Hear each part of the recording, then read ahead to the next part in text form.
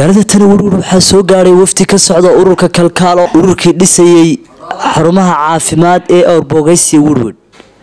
munaasabad lagu soo dhaweynay ayaa bulshada reer Woodwood ay soo qabanqaabiyeen waxaana munaasabadaasi ka soo qayb galay guud ahaan bulshada kala duwan ku dhaqan magaalada Tani Woodwood kuwaasi oo dhamaantood gacmo furan ku soo dhaweeyay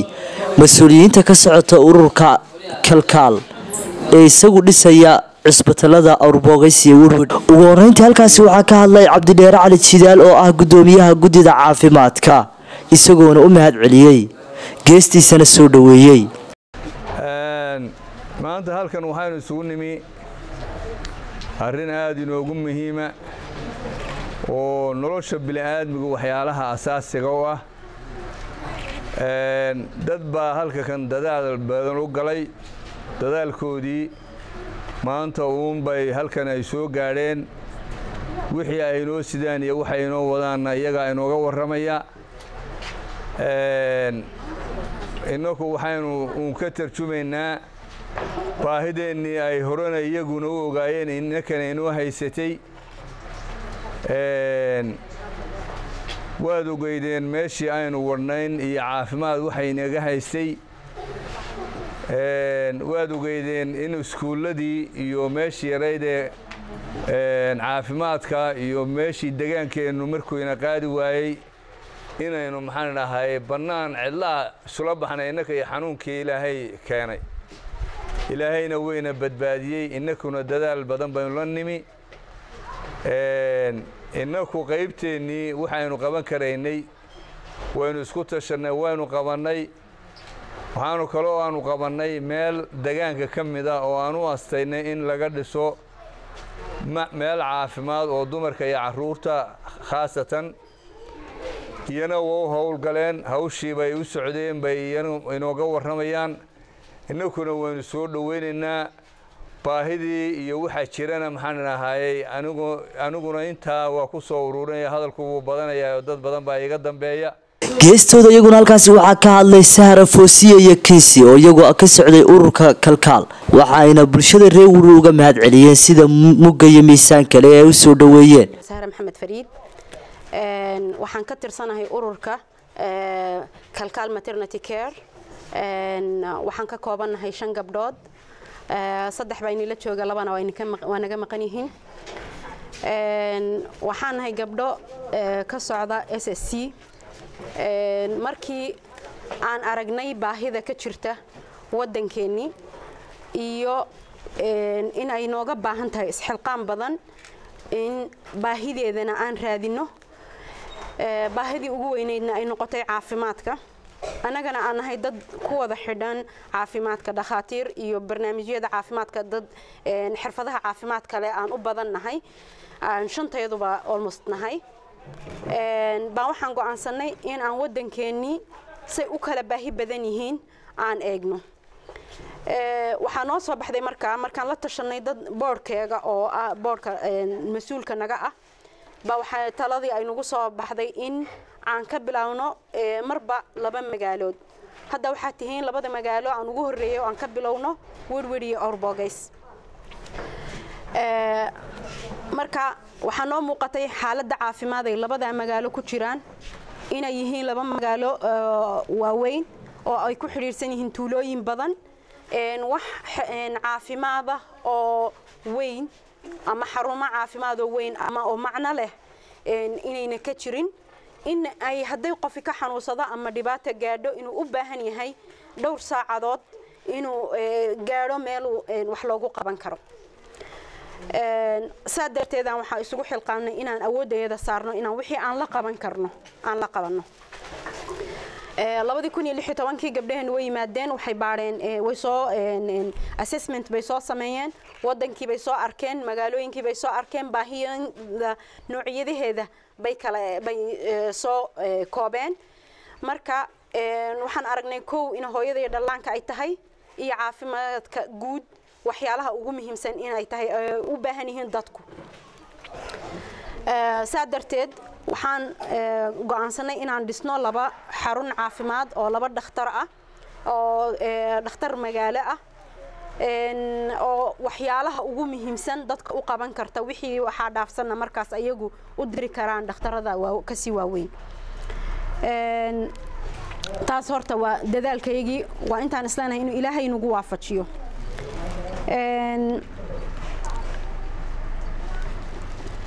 horta anaga intii dadaalkayga ahayd waxaa la soo ururiyay lacag loo ururiyay labada gobol labada magaalo lacagtaasna inaan labadii magaalo aan u kala qaybino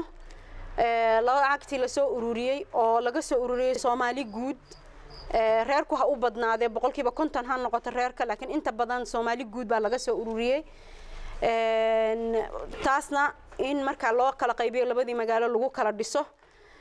ballan waxaan iska qaadnay in wixii ka soo baxay lacagta la soo ururiyay anaan shilin ay leedahay aanu anaga nagu bixin ama safarkayga ha noqoto ama meesha aan degayna ha noqoto marka wixii awoodeena in at least meeshaas wixii dadka ka soo baxay anagana contribution-kayga inuu noqdo waqtigaygi iyo wax qabadkan anagu socdaalkayga inuu noqdo taas ayaan idin sheegaynaa waa mid kale dadku waxyaalo badan bay ka filaan dadka markay wax soo aruuriyaan anagu ma nihin hay'ad dawliyana waxna ma siinin laakiin waxa way wax tol guud iyo dad Soomaaliyeed iyo dad islaamaba aan ka soo aruurinay waxaasina waxa weeye waa wax yar oo kooban waxaan rabnaa wixii aan hadda soo aruurinay waa wax un dhismaha ku taagan dhismaha haduu naga soo baxo waxa jira baahiyo badan oo dhakhtarkaasi u baahan yahay anaga horta bani aadan baan nahay in ilaahay xaqana waafajiyana waa rajaynayna waxaan qabanaynaa wuxuu noqonayaa wax yar oo kooban laakiin dadaalka badan waxa laga rabaa waa dadka magaalada u dhashay waxa muhiim ah soo socodkiisa in aan maanta darbiyo dhisno oo aan qalab dhigno waxa laga yaabaa inay wax badan qaadan laakiin waxa muhiimadda ay tahay wixii inuu sii socdo waxa muhiimadda ay tahay qof walba oo magaalada ka tirsan ama ka shaqayn doona ama nala shaqayn doona inuu ka mid noqdo shaqadan oo ay noqoto wuxuu isagu leeyahay sida aad gurigaaga ugu dadaali lahayd oo aad uga dadaalaysid inayna biyihii ka go'in inayna korontadii ka go'in in qofkii wax ku qabanay aad wixiisa siisid sidoo kale inaad idinkuna waxaan aad uga walwashaan dadka magaalada u dhashay haddii anagu bani aadan baan nahay inaan bari iska kala dhaqaaqno waa dhici kartaa in aan sii wadno waa dadaalayna laakiin wixii kasta uu dhici karaa laakiin maxaa la rabaa haddaan anagu meesha ka baxno iyo haddaan joognaba inaad idinku meesha mas'uuliyadeeda iyo ka warqabkeeda aad haysataan aad ka mas'uul tihiin inuuna qofina qof xigsan qofka hebel baa haya ama reer hebel baa haya ama meesha qofkaas qof mas'uula inaan anagu waxaan u dhiibaynaa biidnillaahi alkariim waa sida dadaalkaygu yahay dad caafimaadka yaqaana oo mas'uuliyadda qaadi kara qofkii hadduu khaldamo in khaladka loo sheegi karo in la sixi karo wixii inay tahay wax la wada leeyahay oo dadka dhan ee dadka magaalada degan ay wada leeyihiin inay inii xisaabsan tahay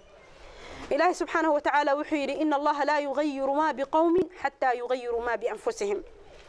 Soomaalideena intayna dawladeena dhacaan waxaan ahayn dad nolol wanaagsan ku jira fisqi baa inagu batay ilaahay muxuu inagu bedelay wanaagii markaynu arki weynay oo ilaahay ugu mahadnaqi weynay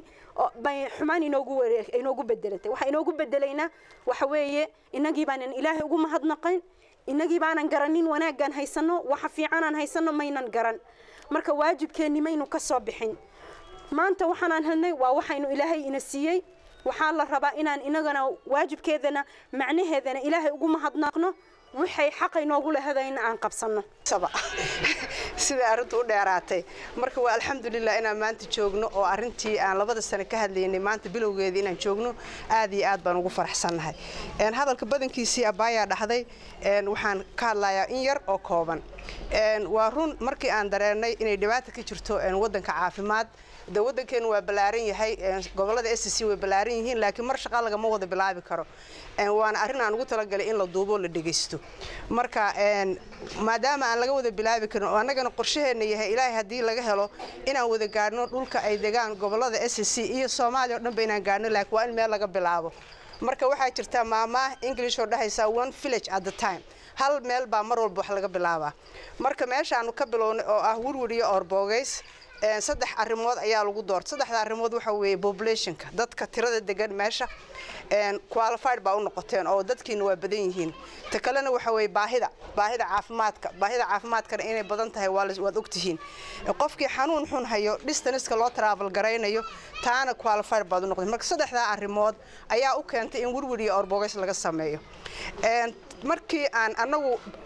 aan qorno dhahanay labada meelood baa laga sameeyay community-yaashan la soo hadalnay reer Werwer gudiga waan isla hadalnay in badan waxaan isla qaadanay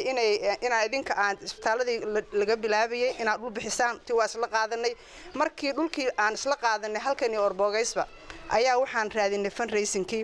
lacagta saddex magaalo laga soo aruuriyay magaalada Columbus Ohio Virginia aniga aan deganahay iyo Quincy iyo Minneapolis Minnesota dadka Soomaalida oo dhan oo jooga ayaa aruuriyay dadka gobolada SCC ha u badnaadaane lacagtaas waxaa loogu talagalay in lagu dhiso isbitaal dhan 15 qol in lagu dhiso mid walba magaalo walba mid 15 qol looga dhiso taas oo leh qalabkii marka la dhameystiro qalabkii uu isbitaalku u baahnaa oo dhamaystiran in loogu sameeyo oo qalabkaaseeto iyo wuxuu xallin doona ay ka mid noqon doonaan ilaa iyo maxay ahayd emergency-ga ilaa iyo lab-ki ilaa iyo operation room-ka ay ku jiraan waxa marka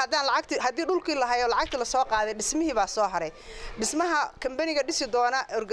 isbitaalada aan dalbanay waa company certified means license leh sharciyeysan hanti leh qalab leh oo meel loogu soo hagaaga leh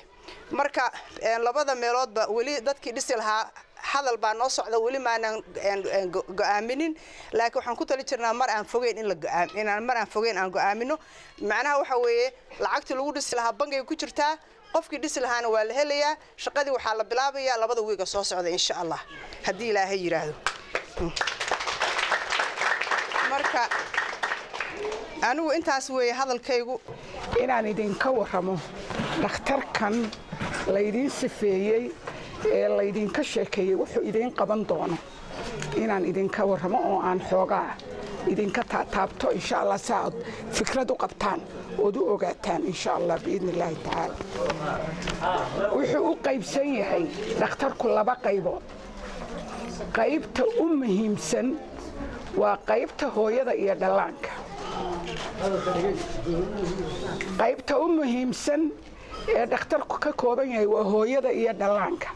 oo ah arinteena xanuujisayba markii u horeysay intaanan u dhaxgelin waxay dumarka u qabanayo ama se waxa la samaynayo qaybta labaad waxa weeye bulshadoo dhan qayb ku saabsan oo ah bukaan socodkii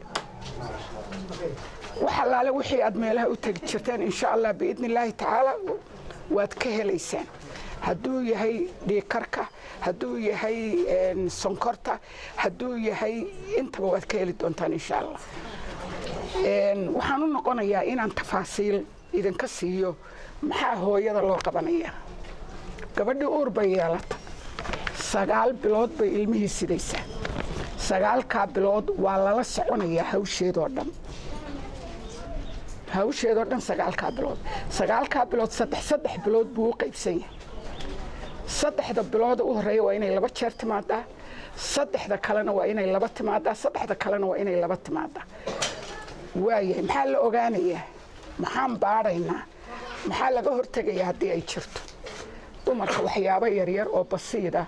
oo marka dhakhtar ay haysato hore laga ogaan karo oo ay u dhiman karto yaa la sii ogaanayaa waxaa ka mid ah waxyaabahaas hooyada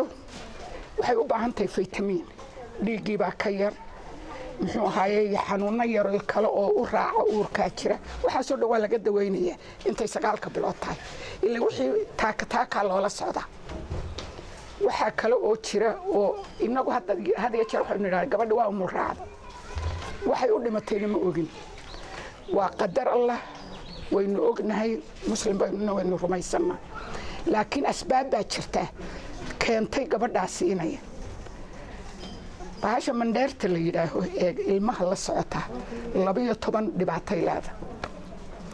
mar meesha ay ku taalo ayay ka soo go'daa markaasay gabadhu dhiig bax waalan bilowda taasi waa dilaa waaba u dhintaan Englishkana abruption baa lagu yidhaahaa hadday taasi dhacdo oo aanay degdeg dhakhtar u helin oo markiiba ilmaha hadduu de ilmo heer gaadhay uu yahay aan laga soo saarin oo mandheertii aan la soo saarin waydhe iyadiyo ilmuhuba way isla dhintaan waa dilaa iyadu mandheerta talabaad ay samaysaa waxaa weeye way soo dhowaataa oo kafkan ilmuhu ka soo baxayo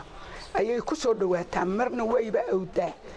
oo ilmuhu maba dhalanayo ilaa la qalo hooyadii oo laga soo saaro tanna la soo saaro marna way ku soo dhowaataa oo iyadan wali dhalin bay dhiig ka faruurma marka haddii wixii qalabkii loo hayo oo la ogaado de waxbaa laga qabanayaa ilmihii dhowr iyo 10 nooc buu u kala gudboonaadaa marbuu madaxu kor jiraa marbuu midigta jiraa marbuu bidixda jiraa marbuuba lugaha keena waxaasoo dhan waa la sii ogaanaya haddii muxuu ahaayey ilmihii aan caadi u dhalanayn de khasab qalliinkiiba insha allah biidni illaahi tacaala biqudrati alqaadiriin qalliinkiina diyaar idiin ahaado aan gabadha hargeysa iyo garowe loola carari jiray insha allah ma jiri doonto halkeedaa lagu qalaya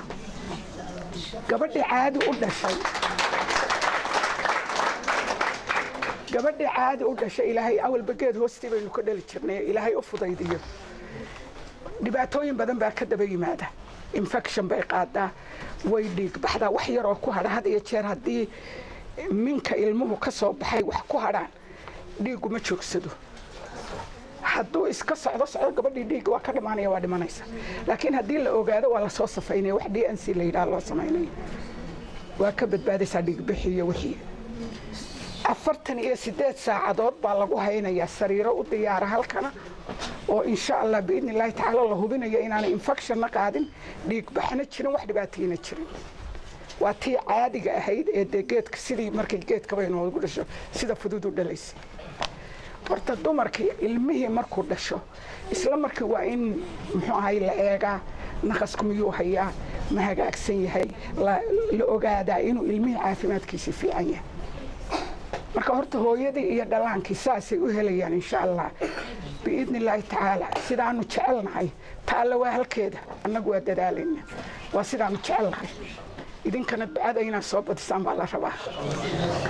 hooyadii inay sidaa hesho baan taladayadu tahay bixin fiican dee inayni dhumana waa dhakhaatiiro waxaan inii sharaxayaan iyo waxaan waxa weeye ay wadaan iyo waxaan halkan u dhisayaan waa professional way marka way mahadsan yihiin insha Allah tacaala wixii ay barteen waa kuwa dadkoodii ku soo celiyay iskale waxaan hadda labaadan siinayaa hablaha inta ay noo soo socday ee hawsha dheer muddada dheer ee noo soo qabtay ee dadaalkoodii maanta inoogu soo koobay iyaga oo midigta iyo bidixba inoogu sida iyagana si nabadgelyo leh baan ku soo dhaweynayaa ilaahay baana mahadda iskale waxaan halkan ka salaamayaa iyagana wadaadada caaqiliinta dadka baayac mushtarka ururka hooyooyinka ka dhalinyarada dhammaan waxaan idinku salaamayaa assalaamu calaykum waraxmatullaahi wabarakaatu ana walba ku dhex jirnay iyaguna taageero buuxda naga siiyay xagga dibadda oo cusbitaalkii weynaa de maalin walba dhibti naga haysatay hooyo aan targalaynayno oo haddana hadday doonto jidka ku sii go'ayso oo dhakhtarkiina loo keenay gurgur gudaheeda horta ilaahay subxaanahu wa tacaala mar labaad iyo mar saddexaadba in loogu mahadnaqo mar afraadkana 5,000 ma soo koobi karo mahadnaqooda iyagana aad iyo aad ugu mahadnaqo anaguna waan garab taagana waxaan nahay falaawarkiini markii horena halkan idin joogay iminkana idin sii garab doono haday caafimaad tahay haday shaqo tahayba aad baan u salaamayaa wax qabadkoodana waanu ka guddoonnay waanu soo dhaweynaynaa waa deegaankiini waa dadkiini welcome gacmo furan ma sha Allah alxamdulillaah rabbil caalamiin ilaahay ayaa nasiibay ilaahay baanu mahad u celinaynaa labaad waxaan salaamayaa oo xaq u leh oo mudan cuqaasha odayaasha kuwa dibadda iyo kuwa dalkaba علماء الدين رج يدمر مسنا إلهي سبحانه وتعالى مسمن مر هذين قيمينه هبلها وحقبت كينوس إذا يسوق كان هذا وحى مضن وحى إلهي سبحانه وتعالى يدوه كتاجية يكدمنا رج يكتاجية وطلية أيجا أيام مضن سلامة أيجا أيام سلامنا نعكس توجيهين والسلام عليكم وحان كحكسين يا ويجونا سلامة يا ويجوا المرجع وحيا عروننا وهوينك وإننا إننا الحمد لله iyagoo inuu ku jirnaa ku taaganahay inoo taliya alxamdulillaah rabbil caalamiin oo wada salaamanahay marka salaanta isla karin ku wada salaamaya horta waxaan soo dhaweynayaa ugu horeyn eraygii ka soo yeeray hablaha ee ahaa amaanta deegaankan waxaa la yidhi wiil baa fulay ahaa markaas aabihii yidhi war ninkaan colaadayno aadaynaaye qadar ilaahay way guuleysteen rasuul aabo markii socodka saan xabada ugu galay waa fulay rag buu ku guuleystay markaas buu aabageesinimada waa intaas hore u sii wado hablaha soo sadcaalaye sakanooyimow hablaha soo sadcaalaye sakanooyimow salaanaga hooyayo soo dhaweyn cisile safkaad la joogtaana Soomaali waa ka gaar safarkii aad noo sideesa ka warabnaa mahadcelinayaa gabdhaha ururka kalkaal ee inoo yimi aad iyo aad baan ugu mahadcelinayaa waxaana leeyahay Ilaahay subxaanahu wa ta'aala aad ka abaal mariyo shaqada aad qabateen ee aqoontiinu idin garansiisay inaad shaqada aad qabataan waxaa jira dad badan oo la aqoona ama la teetay laakiin garan waayay marka Ilaahay subxaanahu wa ta'aala aqoonta Ilaahay uu siiyay ee ay ku garteen Ilaahay subxaanahu wa ta'aala ajr iyo abaal farabadan ha ku siiyo taas waa gabdhaha talabaad kulli dawaaleen amaanay oo runtii ammaan baa leen amaanay aan la koobi karin waxa loo baahan yahay waynu ognahay inaan gacmaha isqabsanno inaan isku duubanahay gudiye caafimaad leenahay gudiye waxbarasho leenahay gudiye dacwada leenahay waynu ognahay inaan isku duubanahay waxa loo baahan yahay dhakhtarka in si fiican oo mug iyo miisaan la dhamaan wada qayb qaadano nin wali wuxuu ku tari karo kii gaariga keenaya iska rogada kii biyaha bixinaya kii bixinaya Ilaahay idinka sibirka bixinaya nin walba wixii uu ku darayo waa baahi inoo taale loona baahan yahay rag iyo dumarba dhammaan in insha Allah ta'ala ka qayb qaadano waxaan runtii rabaa halka inaan ka xuso oo aan ururka kalkaal u sheego lacag ay soo dirtay gabadheeda Khayrijo Shire oo $1 waan idin haya oo adigu lacagta laba uu ka horeey soo dirtay oo ay tii ilaa ilo dhagax lagu dhigo anaan ku ururkan la sugay ayaan ku wareejinay insha Allah ta'ala lacagta $1 waa ku soo wareejinay insha Allah tamar weydii keenay biid milah ta'ala hadii Ilaahay qadaro waxaan ku soo koobayaa kulli waqtigaas ka gaaban salaad ayna sugaysa mashruucan la dhisayo ajir fara badan baa ku jira qofuna ha fududeysan halka $1 $2 keeriyoonaha masharafada biyaha madaraqa gaariga niis iyo dhagaxya sibirka waxa weeyaan qof kasta wuxuu kaga qayb gali karo waxa loo baahan yahay deegaankeenu inuu kaga qayb qaadano gabdhaha reer SSC meelay joogaanba waxaan leenahay aad iyo aad baanu idin salaamaynaa gaar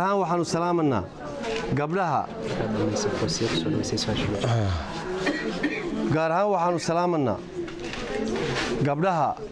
sida gaarka ah isugu taxallujiyey inay deegaamadoodii SSC wuxuu qabtaan iyagana aad iyo aad baan u salaamanaa waxaanu leenahay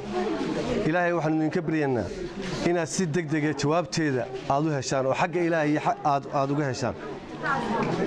annagu dee awood kale ma lihin inaannu idinka mahadcelinno mooyaane waxaad qabateen mahadcelin yaroo ifkaana waxaa ka wacan ta rabbi ee aad idinku u kacdeen oo aannu dareensannahay inaad hooyada iyo dhallaanka halkaa ku waxaysan ee aad aqoonteeda aad leedihiin ee ka sheekaynayseen sidii aad u badbaadin lahaydeen ee aad ula kaashan lahaydeen gaal iyo muslim iyo Soomaali Maxamedba aad u kacdeen ilaahay waad ka helaysaan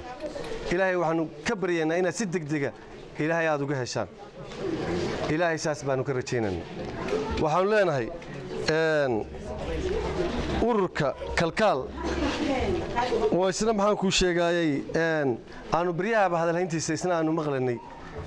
oo gabdhahan gaar ahaan ay ka tirsan yihiin ama qolada iska leh ay yihiin iyagana aad iyo aad baanu uga mahadcelinaynaa waxaa ii saddexaysa oo ii labaysa mahadda waanu guddoominay walaalayaal waxa aad noo sideen cusbitaalka aad noo sidaan wanaagga aad noo sidaan haddaannu reer wuruudnahay waanu idinka guddoominay waxaanu idinkaga guddoominay si aad iyo u wacan oo dadnimo leh oo maxaan kuu sheegay hagaag leh oo qalbi furnaan leh oo wada shaqayn leh oo aad iyo farxad fara badan ay ka muuqato oo aad aragtaan golaha aynu fadhino rag iyo dumar caruur iyo waayeel inay aad u faraxsan yihiin sidaas baanu idinka guddoominay waxaan faraxanahay farxad waxaan leenahay dhageyst asmaqallo iyar hakicina sheekh iska fadhiista khatimanayna waxaan haddaan reer wurunahay rag iyo dumarba dhalinyaro waayeel culimiyo codkar aan faraxsannahay farxatan laa qibala laha فرحد أن لا حد له حد قياس لهين أيام فرح سنهاي وأنا نمعو إلهي نسيي سو ما أركيسد مركا وحوي النمعادة لئن شكرتم لأزيدنكم ولئن كفرتم إن عذابي لشديد النمعادة مركا لغو شكريو با إلهي سبحانه وتعالى ينوسي هذه نيا فرحدا وين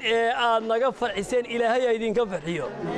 يوم اللقاء ربكم ما أنت أذربك لكل أنتان إلهي ما أنت سأقدرني رسولك وحير من نفس عن مؤمن كربة من كرب الدنيا نفس الله كربة من كرب يوم القيامة ننكي قف مؤمنة أو ولالكي كربة كفيدة كربة عافمات بين هيسي كربة هويين هيسي هويا دي دلانكا ننكي كربة كفيدة كربوين كما أنت قيامة الدنيا ده كربوين كذا إلهي ما أنت قيامة كربوين كقيامة أشرو إلهي كفيدة إلهي كربوين كقيامة الله يدين كفيدة كربوين كالدنيا ده نقفيدنا أو نقفر حسين إلهي يدين كفيدة إلهي هيدين كفرحيو إلهي شركة هيدين عافيو حبناها إيه حواست إندها إيه وهدلك عربك إيه دجاها إيه هي عقلك إيه عروقها أدل أنت بالله هيدين عافيو إلهي سبحانه وتعالى أبدك هيدين عافيو أبدك الله هيدين بركة ساد أمده أنفع دين إلهي سبحانه الصدقة التجارية هيدين كدو أبدك إن أبد صالح الله هيدين كدو سوجات كنا سوجات صالح الله كدو جنة الله سبحانه وتعالى إدق الله هيدين كدو جنة الفردوس إلهي كوا هيدين كدو وهوشنا الغبن إنسان الله هيدين فضله أو الله هيدين سهله أو الله هيدين كوكالميو الله سبحانه وتعالى إذن كان النلش النلل حياة طيبة الله كدو وحولي إلى من عمل صالحا من ذكر أو أنثى وهو مؤمن فلنحيينه حياة طيبة ولنجزينهم أجرهم بأحسن ما كانوا يعملون إنك عمل وناكسن سمية لب يدد كودون هذه وحن نولينا حياة طيبة نلول وناكسن ما نكون نولينا إلهي وحن كرجينا إنه حياة طيبة إذن سيو في الدنيا والآخرة أخري الدون بينها إذن سيو أننا إلهي هنقدقو نمعداس نسيسين إنه كنتن هنيئا لكم كوا إلهي وبركة يا الله هنقدقو كوا الله أردم ما يسترع الله هنقدقو كوا إلى شراء الله هنقدقو نمعدا مركا إلهي كسيو ولغو شكرنغا مركا دمنا والله إلى شراء مركا كوي كشكرنغا أو إلى شراء الله هنقدقو سكريا محمد عيسى ودني ورك تلفزيون كسومالي نيوز ورود